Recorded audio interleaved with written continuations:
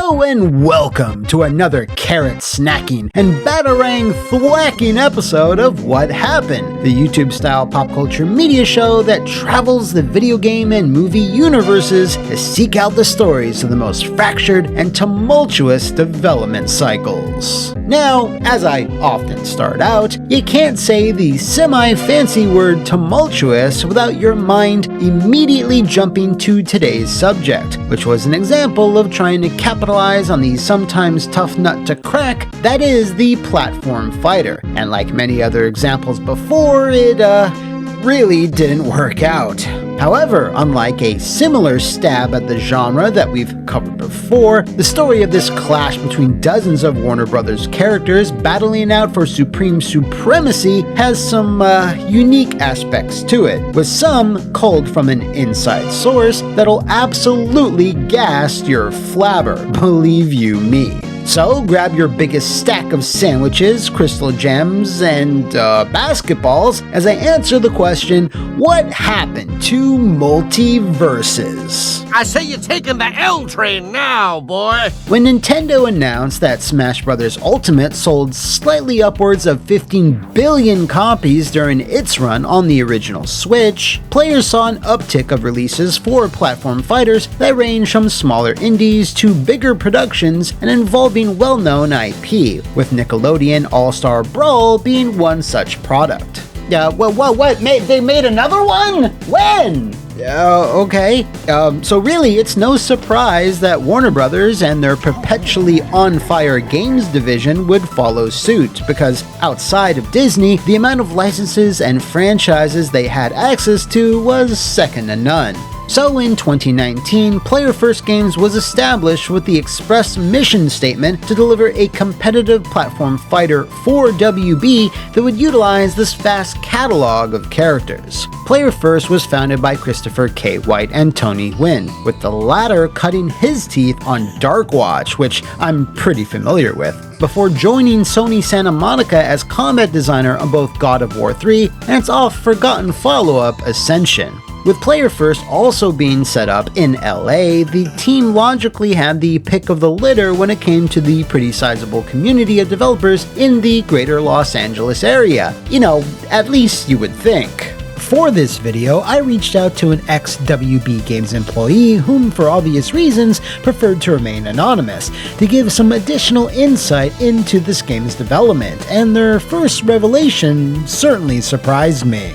Fighting games, whether they are traditional 6-button 2D, photorealistic 3D affairs, or of the platformer variety, are not easy to make, and in the modern day usually have teams that number in the hundreds. My source indicated that this was not the case for much of Multiversus' early development, even up until its first announcement and its initial launch, as the core staff was only around 7 people. This was more of a budgetary and scope issue, because one of the first things you need to understand about Multiversus' development, and is intrinsically connected to its eventual collapse, is that it was never meant to become the success it wound up being.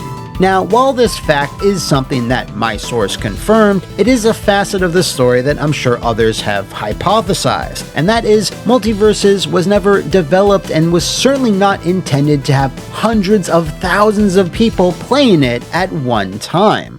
Player First's early aspirations was to make something fun but small in scope, at least at first, and if it eventually became a success through meaningful updates and refining its mechanics and balance over time, then great. But its sudden explosion of popularity right out the gate was absolutely not expected by the players, the developers, and certainly not by WB Games' upper management. Now, if you are new to What Happened and the types of stories we regularly cover, I'll cut to the chase here. 95.9% of the time, it is upper management that ultimately make the decisions that lead to products that either don't live up to their potential, fail to post a profit, die out extremely quickly, or in Multiversus' case, not even be accessible anymore. And if you are familiar with what happened, welcome home. We missed you. But even with that said, there's still some specific decisions that were made by those same upper management fat cats that are truly baffling even by what happened standards, with many of them being within their control and a few that were above even their lofty pay grades.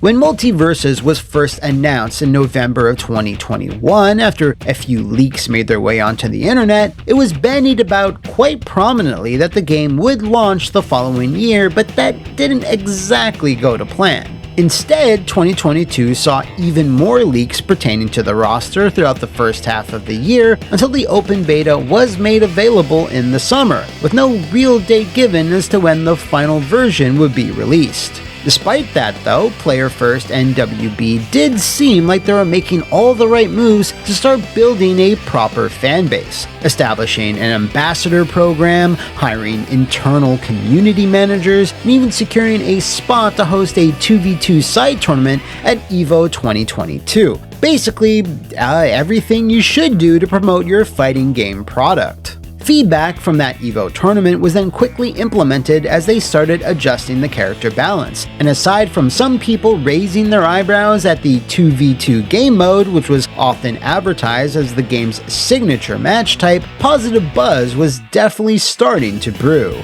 Behind the scenes though, and according to my source, some technical problems were still plaguing the project, with one of the more notable ones being that the game didn't function in an offline setting, meaning setups needed to be connected to the internet for anything to work properly, an issue that would be detrimental if Multiversus was to have any widespread tournament viability. This wrinkle, of course, was due to a variety of reasons, such as the minuscule team size, using outdated technology, and the lack of budget, because most of that was going to securing and negotiating the inclusion of all the different licenses and their associated voice talent. I mean, you know, LeBron James does not work for free. It really started to seem like the game might have just been a vehicle to sell you on characters from other properties and such. Which reminds me that if you're enjoying this wacky madcap episode of What Happened, not a guarantee.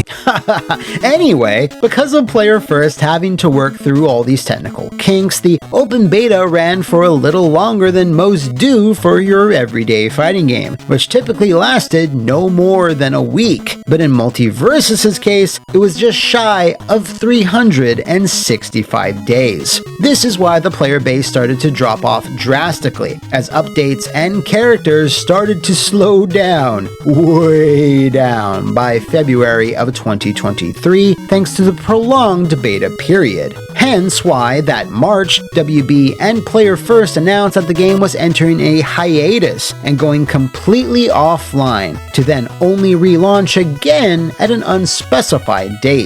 This was confusing to many because since the beta period had been around for so long, any percentage of players had already bought and purchased characters and content, having their game literally taken away was seen by some as a slap in the face. So would it surprise you to know that this wasn't the original plan? According to my source, Multiversus was meant to remain playable online, and after some bug fixes and further rebalancing and testing, would then enter its 1.0 version shortly thereafter, much like how many early access games work on Steam. So what happened? Well, popularity happened.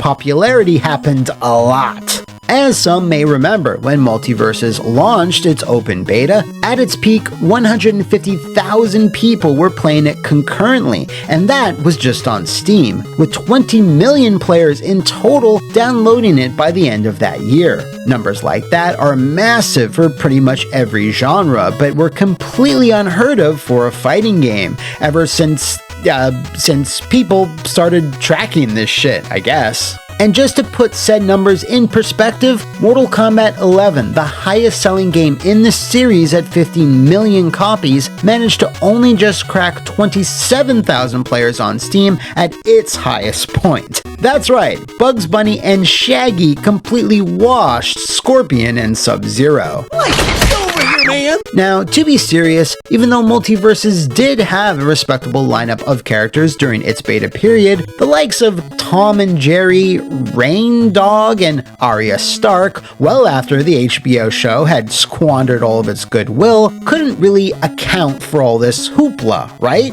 Well, what did? Being free to play, of course. The model was to offer the base game for free and then allowing players to grind forever for additional skins or characters, or using real-world money to get them instantly. I know, but we're in this world now and there's not much we can do about it. Therein, though, lies the rub, because when WB Games shareholders saw these never-before-seen player numbers, their eyes were lit ablaze with the idea of potentially being able to afford another private jet. So the game's monetization model was another thing that would drastically change so it could be what else but far more predatory. There was one other reason as to why the game was being taken offline and retooled though, and that reason was purely technical, and to Player First's credit, was in line with what was publicly stated. The original beta version was running on Unreal Engine 4, which, while familiar to many developers, was also 10 years old by that point, and wasn't the best equipped at handling the types of player numbers they were seeing, along with all the content they need to get online and running on the back end. So the decision was made to move everything over to Unreal 5, which, while wise from a technical standpoint, had the negative effect of taking the bulk of the nearly 1 year long delay before the game would be made playable once again. But unfortunately, this still didn't solve many other issues, and in fact, produced a few other really big ones that would contribute towards Multiversus imploding. My source confirmed to me that Player First were not behind the bullish new monetization model, and that these changes were entirely at the behest of WB Games producers, in a measure to, what else, make more money. Likewise, to save money, sweeping cuts were brought upon other departments, like community managers being fired and much of the marketing efforts moving from WB Games over to external PR firms. Because of this, Multiversus did not have an official presence at EVO 2024, even though it was now launching as the fully fleshed out product that WB had been promising for years by that point. Now, that all seems pretty crazy, right? Why on earth would you suddenly pump the brakes on a hot new product that was relaunching to the world and featured some of your most recognizable marquee characters, like Batman, Taz, and Rain Dog? Well, dun dun dun, dramatic noise. The always disastrous WB Discovery merger. This big, dumb, pointless business thing has destroyed so much media and screwed up so many creative careers that its ramifications are still being felt to this day, and most likely will for a few years more. And its stinky waft menacingly drifted over to Multiversus. Budgets were slashed across the board in pretty much every arm at Warner Brothers in general as a cost-cutting measure, because no one wanted to be seen as the project that was burning through a ton of cash and therefore more likely to be hoisted onto the chopping block. Because of this, though, there was then a pressure for Multiversus to be relaunched perhaps earlier than it actually should have, as the process of shifting everything over to Unreal 5, despite the layman's view of such a process being simple, was anything but. As we've discussed in previous episodes, even if you're still utilizing the same development environment, in this case Unreal Engine, you're always going to run into problems during a migration no matter what. It's just the way it is. In Multiversus' case, there were several features that were present in the beta, such as the free-for-all mode, post-match stats, and even the ranked matchmaking that were not present in the final version when it relaunched in May of 2024, much to many players' chagrin. Another problem during the year-long hiatus, as per my source, was that WB Games quickly hired a ton of outside contract workers to begin pumping out content, new characters, stages, skins, etc., and this was all squeezed into a very tight time frame. This drastic change in workflow, as you can imagine, probably proved to be a difficult transition for the previously minuscule core team to wrangle, which in my view may have led to some oversights elsewhere, such as the aforementioned missing features and other new tweaks, most notably the very noticeable decrease in speed to the core gameplay. Their online infrastructure and patching process was also clearly not optimized yet either, because famously the Iron Giant was temporarily removed from the game for retooling mid-match during a major online tournament, leading to many headlines across the internet eliciting incredulous responses from a fanbase that were already a bit grumpy with the relaunch. Now, related to this, I also asked my source about the rumors that Tony Hwyn was perhaps not the most diplomatic or focused game director in the industry, but from their experience, they didn't have anything negative to say about him. Fact is, as the game director, he most certainly had a target on his back, and considering how sour things were getting, it's certainly possible people were just looking for someone to blame, as I couldn't find any concrete evidence that he was some type of detriment to the project. Now, as to why things were getting sour, well, that's because when the game did relaunch, the mammoth player base from the beta was mostly retained, 113,000 plus at its peak, but unfortunately, despite a steady flow of characters, features, and content slowly coming online, the player count quickly plummeted, going down to 5,000 in just 2 months, and seeing even a more worrying decline after that. This steep drop-off has been mostly attributed to the backlash against the overhauled monetization system, the missing features, the changes to the gameplay, and character move kits becoming more and more unintuitive. Perhaps the worst part of all of this, though, was that for some reason, even as this sharp decline was occurring, WB decided to purchase Player First Games outright, which meant that the fate of the developer now rested entirely within their hands. This is often a double-edged sword, because while being brought into the fold affords an implied sense of security, in a much more accurate sense, it also implies an always prevailing sense of dread, as you could be closed at any second for literally any reason. Now, my best guess here, since my source wasn't privy to the exact reasoning, was that this deal had been in the works before Multiversus relaunched, and everyone kind of assumed it was going to go on to generate like $1 billion or whatever. But by the time the ink was dry and the acquisition was made public in July of 2024, well, by that time, things were obviously cooling down. So, somewhat predictably, in January of 2025, only 7 months after announcing their purchase of Player First, WB Games admitted they were already sunsetting Multiversus, as the inclusion of such characters as Jason Voorhees and Raven evidently didn't help move the needle all that much, as the player count had continued to crater. May would be the last month the game would be downloadable, and not even the inclusion of the lovely Lola Bunny, and to a much lesser extent Aquaman, as the final duo of characters was enough to turn things around. Now, despite the massive player count, it seemed that the changes to the monetization model were the real killer here, as the game failed to generate any significant profits. In fact, WB, and more specifically Clown Lord CEO David Zaslav, let loose that Multiversus actually caused a massive $100 million loss for WB's games division. Like, how is that even possible? How are you this bad at managing your company? Of course, to help soften this blow, Zaslav did what he does best: fire people.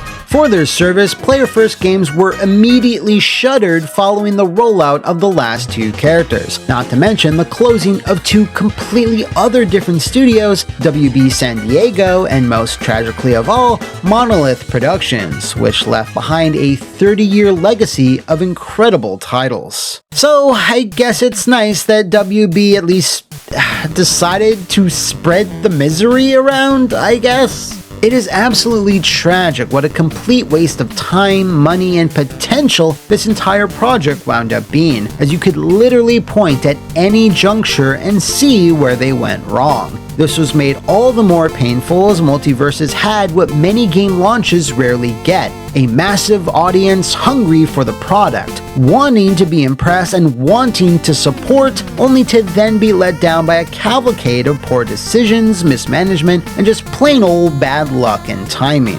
Obviously, Player First only had so much power in the decision making, but they probably made some bad calls all on their own. Tony Hwyn probably didn't have the most experience managing a project that suddenly had so many eyes and expectations on it, and producers and top brass on the WB side clearly saw dollar signs and not much else. But there's one thing I think we can all agree on, and that was, it was mostly David Zaslav's fault. You know you're stinking.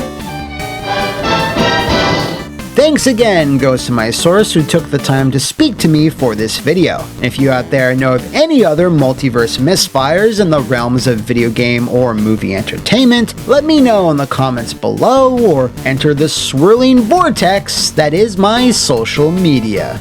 See you next time, and thanks for watching!